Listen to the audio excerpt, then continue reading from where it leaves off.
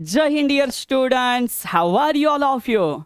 તો આશા રાખું છું કે આપ દરેક વિદ્યાર્થી મિત્ર સ્વસ્થ હશો, મજામાં હશો અને આપની આવનાર બોર્ડ એક્ઝામની તૈયારીમાં પૂરજોશથી મંડી પડ્યા હશો. તો ડિયર સ્ટુડન્ટ્સ, અહીંથી એક અંતિમ પ્રહાર જે આપણે કરવા જઈ રહ્યા છે આપણી બોર્ડની એક્ઝામની તૈયારી માટે. ઘણા બધા કન્ફ્યુઝન આપના દિમાગની અંદર હશે, કારણ કે આ સમય જ ખૂબ અગત્યનો છે અને એ જ સમયની અંદર કેટલાક અગત્યના કાર્ય જે આપણે કરવાના હોય છે અને તમામ કાર્યને એક પ્લાનિંગ અનુસાર કઈ રીતે કમ્પ્લીટ કરવા જોઈએ એ દર્શાવતી તમામ ઇન્ફોર્મેશન એક લાસ્ટ વિડીયોની અંદર સર તમને પ્રોવાઈડ કરી ચૂક્યા છે. સો એ વિડીયોમાં જે પણ ટાઈમ શેડ્યુલ આપને પ્રોવાઈડ કરવામાં આવ્યું છે એ રીતે સર આશા રાખે છે કે દરેક વિદ્યાર્થી મિત્ર પોતાની તૈયારી આગળ વધારશે અને બસ એ જ તૈયારીની અંદર હજુ વધારે બૂસ્ટ આપવા માટે એક પ્રહાર જોરથી કરવા માટે આપણે સ્ટાર્ટ કરી રહ્યા છે આપણી ઇક્વેશનની તૈયારી. કેટલાક એવા સમીકરણ જે સમીકરણ તમને MCQના સમાધાન સુધી પહોંચાડશે. કેટલાક એવા સમીકરણ જે સમીકરણ જ તમારા દાખલાઓને અંતિમ આન્સર સુધી પહોંચાડશે.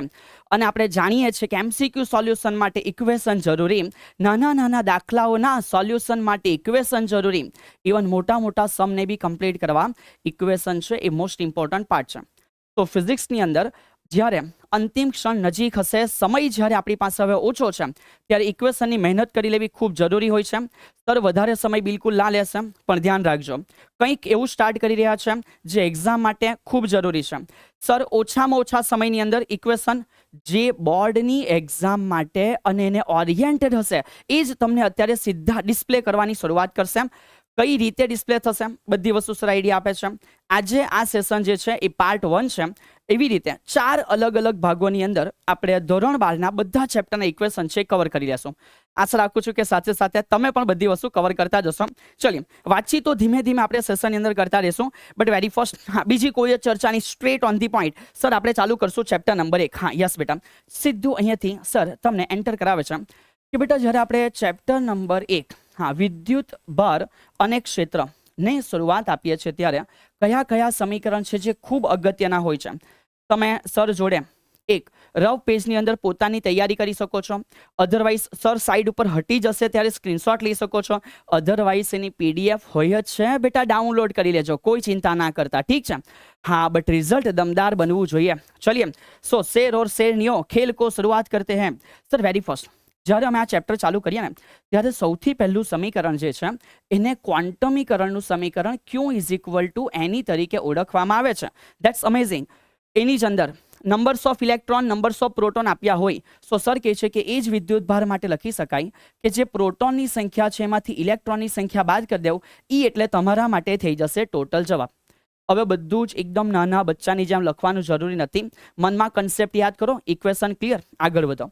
સર આ પૂરું થઈ જાય ને પછી અમે જોયું છે બે વિદ્યુત ભારો વચ્ચે બળ. તો સર સ્ટાર્ટ કરે છે F. બે વિદ્યુત ભારો વચ્ચે જે વિદ્યુતીય બળ છે કે Q1 Q2 ના છેદમાં સર R નો સ્ક્વેર હોય છે. અમે જાણીએ છીએ કે એટલે કુલંબીય અચળાંક. That's perfect. અને એના જ માટે આપણે શું લખી શકીએ છીએ? 1/4π એપ્સિલોન નોટ Q1 Q2 ના છેદમાં R નો સ્ક્વેર છે. બેટા એ બધા ધ્યાન રાખજો. સ્મોલ k ની કિંમત પર હા યાદ હોવી જોઈએ. કેટલી ઝડપથી યાદ કરો, 9 × 10⁹ અને એવી રીતે એપ્સિલોન ની કિંમત ઉતાવળ રાખીને મનમાં રિપીટ કરો, 8.85 × 10⁻12. વિડીયો પોઝ કરીને એકમ શું છે પ્રેક્ટિસ કરો. વિડીયો પોઝ હોય, એકમ શું છે, પછી પારિમાણિક સૂત્રની બી પ્રેક્ટિસ કરો. હવે અહીંયાથી આગળ વધીએ. તો આ પૂરું થઈ જાય ને પછી લખી શકીએ કે એપ્સિલોન એટલે જ્યારે કોઈ માધ્યમ હોય ને એ માધ્યમ માટે એની બોલી શકાય કે પરમિટિવિટી છે. અને એપ્સિલોન R નો મિનિંગ એપ્સિલોનના છેદમાં એપ્સિલોન નોટ, જેને અમે કેપિટલ કે ડાઈ ઇલેક્ટ્રિક અચળાંક તરીકે ઓળખીએ છીએ. યસ ઓર નો? તો કે યસ સર, પરફેક્ટ છે.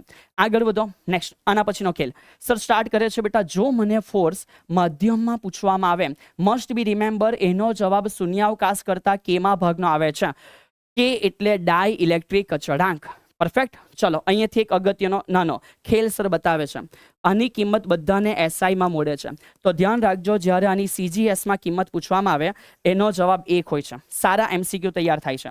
આગળ વધીએ. નેક્સ્ટ સર આ બળ પતી ગયા પછી હવે અહીંથી આગળ વધીએ અને આપણને ખબર પડે કે કંઈક એવું છે જે વિદ્યુત ક્ષેત્ર જેવું છે. કોણ છે? કંઈક એવું છે જે વિદ્યુત ક્ષેત્ર જેવું છે. ડિયર, વિદ્યુત ક્ષેત્ર એકમ વિદ્યુત ભાર પર લાગતું જે બળ છે, સો લખી શકાય કે એકમ વિદ્યુત ભાર પર લાગતું જે વિદ્યુતીય બળ છે, અને એને જેવી રીતે પણ લખી શકાય કે કોઈ કેપિટલ ક્યુ વિદ્યુત ભારના લીધે આર અંતરે ઉદ્ભવતું વિદ્યુત ક્ષેત્ર. સો આ થઈ ગયું એક નેક્સ્ટ. એના પછીનું ઇક્વેશન. આગળ વધીએ છીએ. સર, બળ અને વિદ્યુત ક્ષેત્ર બંને માટે તમે લાગુ પાડી શકો છો સંપાતપણાનો સિદ્ધાંત. ઓકે સર, સમજી ગયા. સો સંપાતપણાનો સિદ્ધાંત એવું કહેશે કે જે ટોટલ ફોર્સ હોય છે એને આપણે સદિશ સ્વરૂપે લખી શકીએ કે બધા બળોનો સદિશ સરવાળો, અને એવી રીતે જે ટોટલ ક્ષેત્ર છે એના માટે પણ આપણે લખી શકીએ છીએ કે જેટલા પણ ક્ષેત્ર ઉદ્ભવે છે એ બિંદુએ લાગે છે, જેના કારણે પ્રવર્તે છે જે બોલો એ બધાનો સરવાળો, એ જગ્યાએ આપણે કરીશું. Okay sir, done. વિદ્યુત ક્ષેત્ર પૂરું થયું. આગળ વધો નેક્સ્ટ. સો આના પછી જે તમે જોયું છે, આના પછી તમે જોયું ડાયપોલ. સર થોડું સ્લો, સર બહુ સ્લો છે. રફ પેજ લઈને બેસો, સમજાઈ જશે, પ્રેક્ટિસ થઈ જશે. તો આના પછી આપણે ચાલુ કરી છે ડાયપોલ. ડાયપોલ માટે ડાયપોલ મોમેન્ટ ટ્વાઇસ એ ક્યુ. બધા અહીંયા ધ્યાન રાખજો, આની દિશા એ ઋણ વિદ્યુત ભારથી ધન વિદ્યુત ભાર તરફ હોય છે. આપણા મગજમાં ફિટ હોવું જોઈએ. એકમ કુલમ ઇન્ટુ મીટર છે. પરફેક્ટ. નેક્સ્ટ. સો ડાયપોલ થઈ જાય ને પછી અગત્યનો ખેલ છે. ડાયપોલ માટે પૂછવામાં આવે છે કે એની વિષુ પર અમારું વિદ્યુત ક્ષેત્ર કેટલું, અને સર એની અક્ષ ઉપર વિદ્યુત ક્ષેત્ર કેટલું.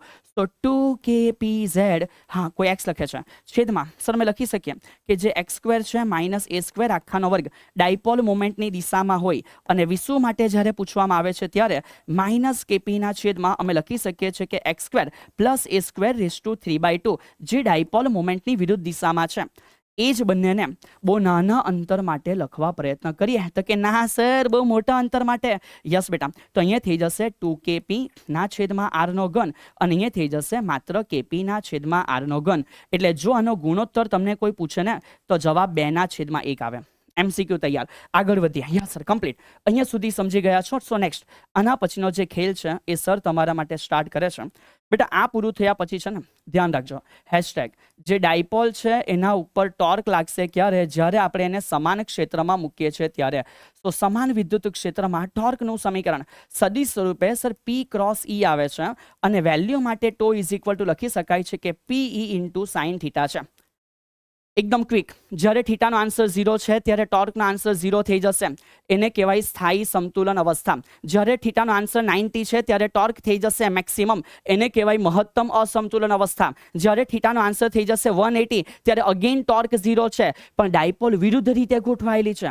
એને બોલાશે અસ્થાયી સમતુલન અવસ્થા. ચલો અહીંયાથી એ વાત પૂરી તો કે હશે, સમજી ગયા. આગળ વધો નેક્સ્ટ. આના પછી તો જેવી આ ચર્ચાઓ પૂરી થાય પછી નેક્સ્ટ અહીંયાથી આગળ આપણે શું શીખીએ છીએ સર, એના પછી આપણે થોડી ફ્લક્સની વાતો છે ભેગી કરી લઈએ. યસ. તો સર અહીંયાથી સ્ટાર્ટ કરે છે હેશટેગ. બેટા વિદ્યુતીય ફ્લક્સ જે છે એનો મિનિંગ E ઇન્ટુ એ હોય છે.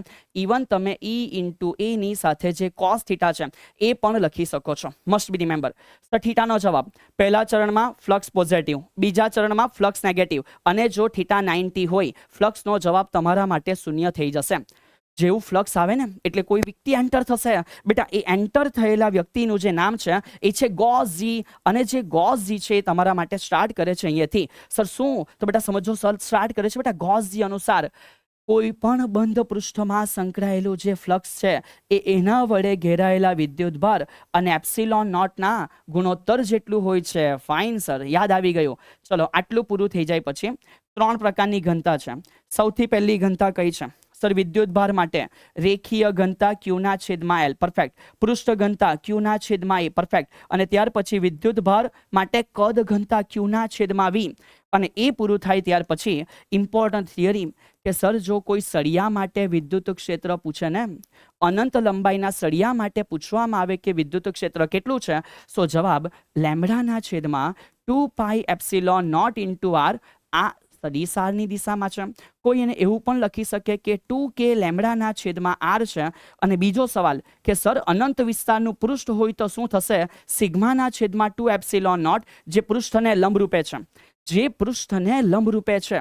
હા સર પછી તો આના પછી સર સ્ટાર્ટ કરે છે બેટા એક સૌથી અગત્યનો અને સૌથી લાસ્ટ ખેલ. બધા ધ્યાન રાખજો, ગોળા અને કવચ માટે. હા સો જે કવચ છે ને બેટા આ રીતે યાદ રાખો કે કવચ માટે વિદ્યુત ક્ષેત્ર વિરુદ્ધ અંતરનો આલેખ જ્યારે મેં દોરવાની શરૂઆત કરીશ તો ત્યારે મારા માટે અંદર જે જવાબ છે 0 છે, સપાટી પર મેક્સિમમ, અને પછી બાર E વેરીઝેસ 1/r² પ્રમાણે ઘટે.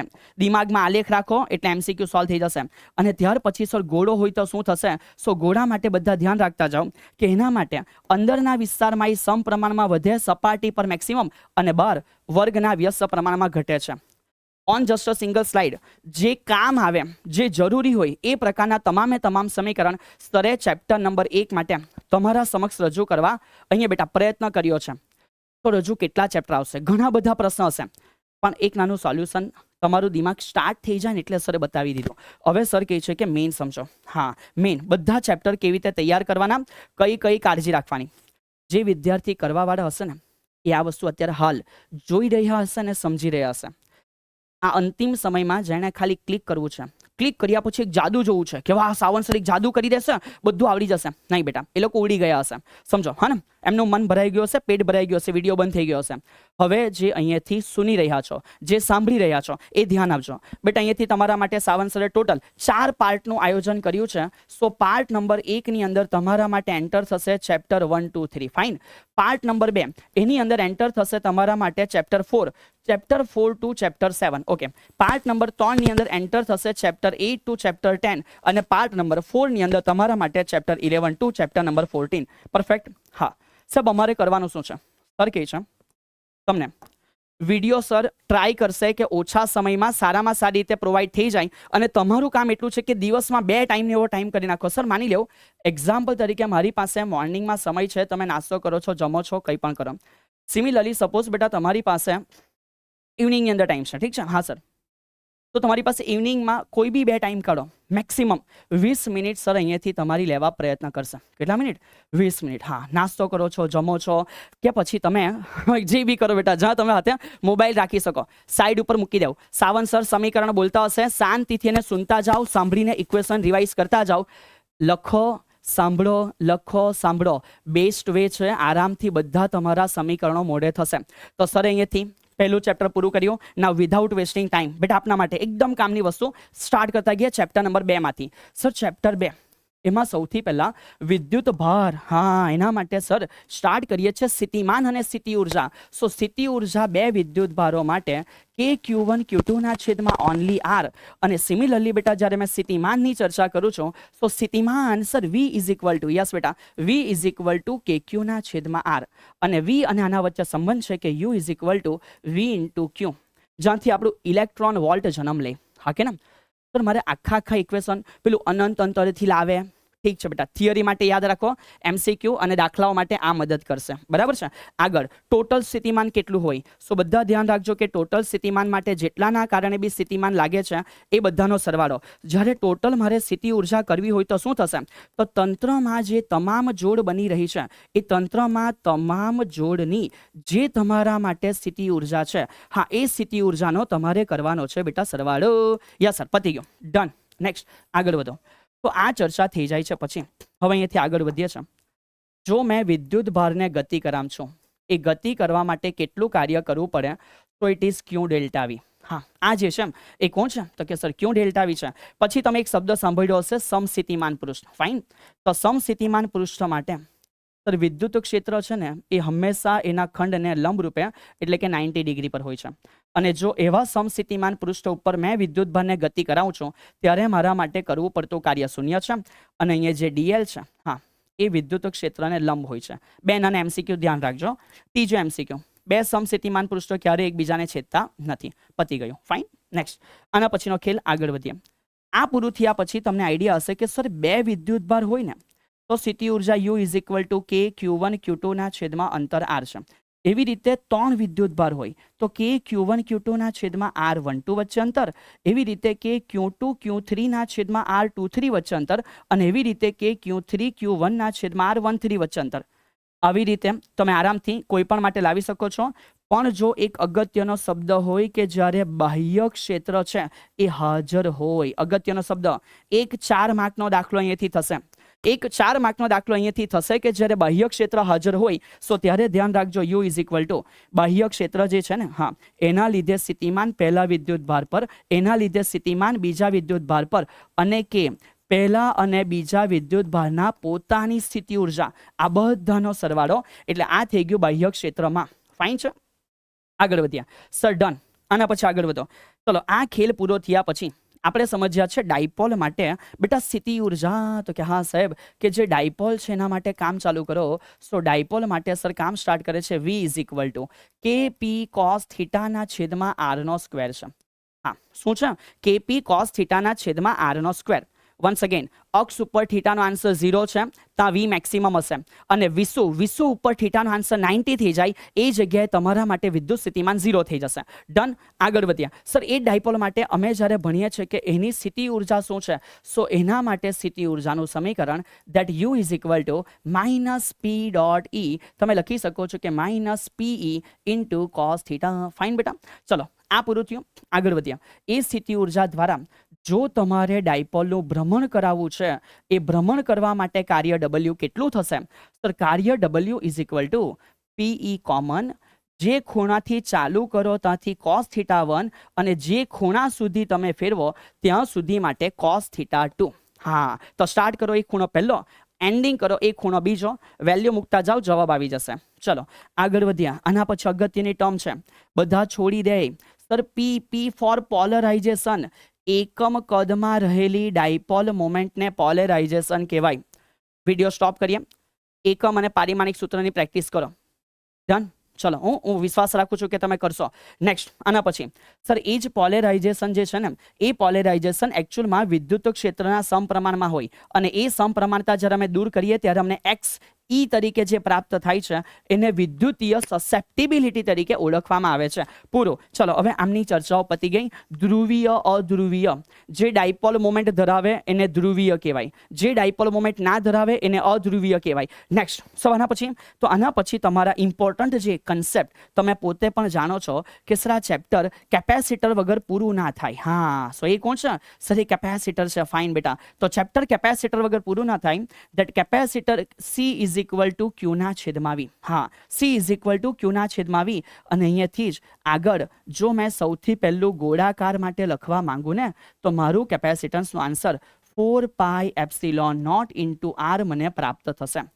ઓકે, તો કે ફાઇન સાહેબ. હા, મને કમ્પ્લીટ છે. આગળ વધીએ. આ પૂરું થયા પછી જે બીજું કેપેસિટન્સ આપણે સમજીએ છીએ એ છે સમાંતર પ્લેટ કેપેસિટર. કોણ છે? સર, સમાંતર plate capacitor. C is equal to epsilon naught A divided by D, sorry, epsilon naught A by D છે. પણ આ જ બંને કેસ જો સર કહે છે કે જો માધ્યમ હોય ને, તો માધ્યમની અંદર ધ્યાન રાખજો કે કેપેસિટન્સ માધ્યમમાં એ K ગણું થઈ જાય શૂન્યાવકાશ કરતા. તો આ આપણને બધાને ખ્યાલ હોવો જોઈએ. આ પતી ગયા પછી આપણી પાસે જે ઇક્વેશન છે કે જ્યારે કેપેસિટર શ્રેણીમાં હોય ત્યારે શું થશે? સો 1/C is equal two 1/C1 વત્તા 1/C2 વત્તા અપ ટુ જેટલા બી છે, માટે શ્રેણીની અંદર આપણો ટોટલ જવાબ એ વેલ્યુ ભાગ્યા સંખ્યા થઈ જાય. અને જો એ જ વસ્તુ મને સમાંતરમાં પ્રોવાઈડ કરવામાં આવે છે, સો સમાંતરમાં C is equal two C1 વત્તા C2 વત્તા C3 સર અપ ટુ એટલે કે ટોટલ જવાબ n ઘણો થઈ જતો હોય છે. આ જવાબ તમારો કેપેસિટન્સનો મિનિમમ અને આ જવાબ જે છે મેક્સિમમ. ચલો, ઉર્જા બેટા સિમ્પલ, શ્રેણી અને સમાંતર હોય બંને માટે તમારે સરવાળો કરવાનો, બંને માટે તમારે સરવાળો. ચલો, આના સિવાય ઉર્જાનું સમીકરણ sir C is equal to 1, હા, ઉર્જા U is equal to, so U is equal to 1/2 CV square. Fine છે.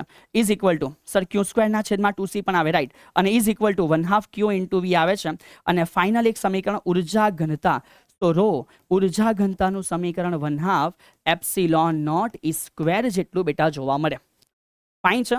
તો સરે આ એક સેકન્ડ જે પેજ રેડી કર્યું છે એની અંદર કેપેસિટરના ચેપ્ટરમાંથી જે અગત્યના છે, કામના છે, ઓલમોસ્ટ બધા ઇક્વેશન જે બોર્ડના દાખલાઓ, ઇવન તમારા MCQ સોલ્વ કરવા માટે જરૂરી. પરફેક્ટ યાર, હા કે ના? નેક્સ્ટ સર, હજુ એક ચેપ્ટર આપણા માટે બાકી છે. અરે એને બી પૂરું કરીએ. ચલીએ, તો આજના આ પાર્ટ 1ના ટાર્ગેટનું લાસ્ટ ચેપ્ટર છે સર અમારું ચેપ્ટર નંબર 3. ચલીએ, તો ચેપ્ટર નંબર 3ની કહાની સર સૌથી પહેલા શરૂઆત થાય પ્રવાહથી. પ્રવાહનો મિનિંગ છે એકમ સમયમાં પસાર થતો વિદ્યુત ભારનો જથ્થો, અને એને જ અમે એવું કહી શકીએ છીએ કે ડીક્યુના છેદમાં ડીટી છે. અને અહીંયાથી મેં ક્યુ માટે એવું લખી શકું કે ઇન્ટિગ્રેશન આઈ ઇન્ટુ ડીટી છે. પહેલું પ્રવાહનો ખેલ પૂરો, તો કે હા સાહેબ પ્રવાહનો ખેલ પતી ગયો. અહીંયાથી મેં ક્યુના અલગ અલગ સ્વરૂપ લખી શકું છું કે ક્યુ ઇઝ ઇક્વલ ટુ એની લખી શકાય વગેરે વગેરે. આ પૂરું થયા પછી આગળ વધીએ છીએ. આના પછી ચેપ્ટરમાં સ્ટાર્ટ થાય V is equal to I R, જેને આપણે ઓહમના નિયમ તરીકે ઓળખ્યા. આરનું સમીકરણ R is equal to rho L by A. એ લંબાઈના સમપ્રમાણમાં, ક્ષેત્રફળના વ્યસ્ત પ્રમાણમાં અને અવરોધકતા કહેવાય છે. અવરોધકતાનું બીજું નામ ધ્યાન રાખજો, એને જ વિશિષ્ટ અવરોધ તરીકે બી ઓળખાય. સો આર ને જો આપણે વ્યસ્ત કરીએ તો કંડક્ટન્સ કહેવાય, અવરોધકતાને વ્યસ્ત કરીએ તો વાહકતા કહેવાય. આ બધું આપણને મગજમાં ફિટ થવું જોઈએ, બરાબર છે? હા સર, સમજી ગયા. અવરોધનો ઊંધો તો કે વાહકત્વ, અવરોધકતાનો ઊંધો સર એ વાહકતા છે. ફાઇન. નેક્સ્ટ હવે અહીંયાથી આગળ વધીએ છીએ તો જે એન્ટ્રી થાય છે ને એ એન્ટ્રી થાય છે બેટા જે એટલે વિદ્યુત પ્રવાહ ઘનતા આઈ બાય એ. સો મેં આઈ માટે લખી શકું કે પ્રવાહ તું જા જે ઇન્ટુ એ. સો ક્યારેક અહીંયા ખૂણો તૈયાર થયો હોય ને તો ખૂણા માટે લખી શકીએ છીએ કે જે એ ઇન્ટુ કોસ થીટા. પરફેક્ટ બેટા. ચલો આટલું પૂરું થયા. પછી આગળ વધીએ સર જે, તો જે પરથી તમે લાવ્યા છો સિગ્મા ઇન્ટુ ઈ વિદ્યુત પ્રવાહ. હા સર, એના માટે વેલ્યુ મૂકીને અગાડી પછી અમે આની અંદર ઓમના નિયમના સદિશ સ્વરૂપ સુધી પહોંચી શકીએ છીએ. બીજું સાથે સાથે સર અહીં એન્ટર કરાવે છે ડ્રિફ્ટ વેગ નામક થિયરી તમે ભણી હશે. સર ડ્રિફ્ટ વેગ એટલે તો ક્યુ ઈ બાય એમ ઇન્ટુ ટો એટલે રિલેક્સેશન સમય છે. ઇલેક્ટ્રોન માટે લખો તો ઈ અને નેગેટિવ થઈ જશે. અને આ બે વચ્ચે જ્યારે આપણે સંબંધ લાવીએ છીએ તો જે ઇઝ ઇક્વલ ટુ એની વીડી, આ સંબંધ આપણને પ્રાપ્ત થાય. અને બેટા એના પરથી ધ્યાન રાખજો કે જો સર મેં આ સમીકરણ છે અને આ સમીકરણ બેને કમ્બાઈન કરી દઉં તો sigma E is equal to N E VD મળે, જ્યાં sigma E is equal to N E વીડીની વેલ્યુ મૂકીએ ઇલેક્ટ્રોન માટે, ઈ બાય એમ ટો છે. તો સર અહીંયાથી ઈ કેન્સલ થયું તો સિગ્માનું ઇમ્પોર્ટન્ટ ઇક્વેશન આપણા નજરોની સામે આવે છે, that sigma is equal two n square tau divided by m, and that's why I can say rho is equal to m upon n square tau. Fine. ચલો ઘણા બધા સમીકરણ આપણે જોઈ લીધા છે. આનાથી આગળ હવે એન્ટર થાય મોબિલિટી. બેટા કોણ એન્ટર થાય? સર મોબિલિટી મ્યુ એકમ વિદ્યુત ક્ષેત્ર માટે ડ્રિફ્ટ વેગ, એને મોબિલિટી બોલાવી જરા. અહીંયાથી શાંતિથી સુનજો. સર આ વિદ્યુત ક્ષેત્ર નીચે જતું રહે, આ બાજુ આવી જાય તો જવાબ થઈ જાય સિગ્માના છેદમાં એની. આ પણ બહુ કામની વસ્તુ. વિડીયો પોઝ કરીએ. મોબિલિટી માટે એકમ અને પારિમાણિક સૂત્રની પ્રેક્ટિસ કરો. આગળ વધો. ચલો અહીંયા સુધી ડન. તો કે હા સાહેબ આ અમને કમ્પ્લીટલી અહીંયા સુધી સમજાઈ ગયું. તો આની અંદર જે અગત્યની વસ્તુ છે હવે આવી ગયું સાહેબ અવરોધનો ટેમ્પરેચર સાથે સંબંધ. R2 is equal two R1 in the bracket 1 plus alpha T2 minus T1. તો મસ્ટ બી રિમેમ્બર, ઘણું કામનું છે. અવરોધકતાનો તાપમાન ગુણાંક ધાતુ માટે પ્લસ આવે અને જે અર્ધ ધાતુ છે ને, હા એ અર્ધ ધાતુ માટે આનો જવાબ માઇનસ આવે. ફાઇન. આગળ વધીએ સાહેબ. પછી તો હવે અહીંયાથી આપણે આટલો ખેલ પૂરો કર્યા પછી સામા એન્ટર થતા હોઈએ તો આ બધી વાતો પતી ગઈ. પછી અવરોધો શ્રેણી સમાંતરમાં જોવા મળે. સો હવે આ તો બચપનની કહાની કે સર શ્રેણીની અંદર જે અવરોધ છે ને એ અમને આ રીતે જનરલી પ્રાપ્ત થઈ જાય. અને જો અમે એ જ વસ્તુ સમાંતર માટે સમજવા પ્રયત્ન કરીએ so 1 upon R is equal to 1 upon R1 વત્તા 1 અપોન R2 વત્તા અપ ટુ એન્ડ સુધી છે.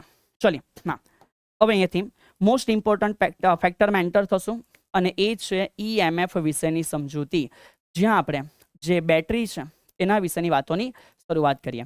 તો સૌથી પહેલું સર બેટરી માટે એપ્સિલોન કેટલું હોય? સો એના માટે ધ્યાન આપજો કે V is equal to epsilon minus IR. આ તમારે લેવાનું છે જ્યારે બેટરી ડિસ્ચાર્જ થાય છે. અને V is equal to epsilon plus IR. આ તમારે લેવાનું જ્યારે બેટરી ચાર્જ થાય છે. અને પ્રવાહનું સમીકરણ એપ્સિલોનના છેદમાં બાહ્ય અવરોધ વત્તા આંતરિક અવરોધ. આ તો આપણને બધાને મગજમાં ફિટ હોવું જોઈએ, રાઈટ છે? હવે જો મેં આવી બેટરીઓને શ્રેણીમાં જોડું છું તો એપ્સિલોન ઇક્વિવેલન્ટ એટલે જેટલા પણ EMF છે એ બધાનો સરવાળો સહાયકમાં હોય ત્યારે, અને વિરોધકવાળું માઇનસ લેવાનું. બાકી અવરોધોમાં તો સરવાળો છે, કોઈ તકલીફ છે જ નથી. શ્રેણીની જેમ સર પછી એ વસ્તુ જો અમારા માટે સમાંતરમાં હોય, સર કહે છે બહુ લાંબુ ના યાદ રાખો, આ બેસ્ટ છે. એપ્સિલોન ઇક્વિવેલન્ટના છેદમાં R equivalent is equal to epsilon 1 upon R1 વત્તા થઈ જશે એપ્સિલોન 2 અપોન R2 વત્તા અપ ટુ એન્ડ બધા સુધી. પછી તો કે સાહેબ આના પછી કિર્ચોફનો નિયમ એન્ટર થાય છે. તો કિર્ચોફના નિયમ માટે મગજમાં બધાએ ફિટ રાખવાનું છે કે જેટલો પ્રવાહ આવે છે એ પ્રવાહ પોતે જંક્શનથી વિભાજિત થતો હોય. તો નાનામાં નાનું કામ કે I1 જે છે એ 2 ભાગોમાં ડિવાઈડ થાય. આ લોજિક સમજ પડવું જોઈએ. અને બીજા નિયમ માટે સંજ્ઞા પદ્ધતિ. જો અવરોધ છે, જે બાજુ પ્રવાહ એ બાજુ આપણી લૂપ જાય છે તો આપણે IR નો આન્સર માઇનસ લેવાનો, અને એની વિરુદ્ધ બાજુ આપણી લૂપ જાય છે તો આપણે IR નો આન્સર પ્લસ લેવો. અને સર બેટરી માટે, તો બેટરી માટે તમારી જે લૂપ બને છે બેટા, એ લૂપ માટે તમે નાનેથી મોટા થાવ છો તો એપ્સિલોન પ્લસ, અને મોટેથી નાનું થાવ છો તો એપ્સિલોન માઇનસ. આટલી કહાનીઓ તમારા MCQ માટે બહુ જરૂરી છે. અને સૌથી લાસ્ટમાં સર તમને જણાવી રાખે છે કે જ્યારે મારી પાસે વિસ્ટન બ્રિજ નામક વાતો હશે તો કે હા સર, સો એ જે વિસ્ટન બ્રિજ છે એ વિસ્ટન બ્રિજ માટે બહુ સિમ્પલ સર, R1 ના છેદમાં R2 ઉપરની શાખા નીચેની શાખા બરાબર R3 ના છેદમાં R4 ઉપરની શાખા નીચેની શાખા. આ સમતુલન છે. અને લાસ્ટમાં એક ઇક્વેશન હજુ જે જરૂરી છે બેટા, એ છે પાવર માટે. તો power P is equal two VI. VIP આ પાવર છે ઇઝ ઇક્વલ ટુ, હા મેં લખી શકું છું બેટા I²R, અને ઇઝ ઇક્વલ ટુ લખી શકાય V² ભાગ્યા R. તો પાવર પણ ખૂબ જરૂરી વસ્તુ છે, બધાએ ધ્યાન રાખો. તો અહીંયા વન્સ અગેન એક સ્લાઇડ ઉપર સરે ચેપ્ટર 3 માંથી જેટલા પણ ઇક્વેશન જરૂરી છે તૈયારી કરવા માટે એ બધા જ તમારા માટે લખી રાખ્યા છે. સો બોર્ડની એક્ઝામ માટે આ જે વસ્તુ છે એનું બને એટલું મલ્ટિપલ તમે રિવિઝન કરી લેજો. સમય મળીએ, સમય ના વેડફતા. હા, આજનો વિડીયો મે બી થોડો 2-5 મિનિટ વધી ગયો છે, ડઝન્ટ મેટર. શાંતિથી સુનો, લખવાની પ્રેક્ટિસ કરો. ઇક્વેશનની પ્રેક્ટિસ જેટલી વધારે MCQનું સોલ્યુશન એટલું દમદાર. સો આપ દરેકે દરેક વિદ્યાર્થી મિત્રને આવનાર બોર્ડની એક્ઝામ માટે ખૂબ ખૂબ શુભકામનાઓ. અને શું તમે આ જે એક નાનું સરે તમને બેટા આપ્યો છે ટાર્ગેટ, કહી શકાય સરે આપ્યો છે તમને એક ચેલેન્જ, કે શું આ ચેલેન્જ દ્વારા 4 દિવસની અંદર તમે આ તૈયારીઓને પોતે આગળ વધારશો કે ના વધારશો, જરૂરથી એકવાર જણાવી રાખજો. હા, અને જે મહેનત કરે છે સફળતા જરૂરથી મેળવે છે. ધ્યાન બેટા, બસ ધ્યાન રાખજો. અત્યારે સૌથી અગત્યનું છે પુરુષાર્થ કરીશું, દમ લગાવી દેશું. પોતાનો આ જે અંતિમ સમય છે એની અંદર હર એક મિનિટની અંદર પોતે એ પ્રકારની મહેનત કરીશું કે સર એ મંજિલ સુધીને પહોંચતા અમને કોઈ રોકી ના શકશે. આપ દરેક વિદ્યાર્થીઓને ખૂબ ખૂબ શુભકામનાઓ. મળીશું પાર્ટ 2 ની અંદર. જય હિન્દ.